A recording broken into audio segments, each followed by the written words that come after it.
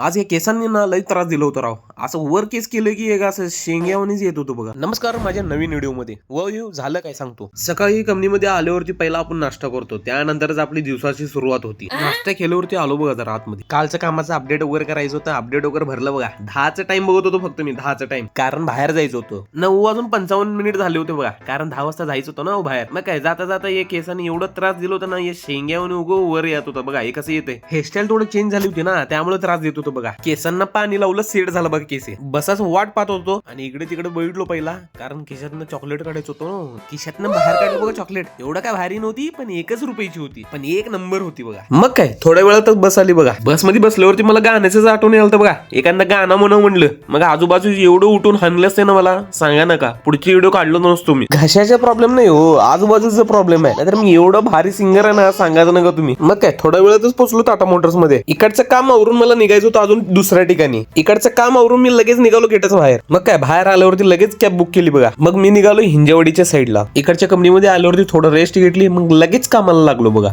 इथं आल्यावरती ना काम कधी चालू केली, काम कधी संपले तेच कळत नाही राव. इकडचं ही काम निपटून मी निघालो घरी. मग आजच्या दिवसाचा माझा पूर्ण शेड्यूल असा होता. धन्यवाद, भेटूया पुढच्या व्हिडिओ मध्ये. Thank you, bye.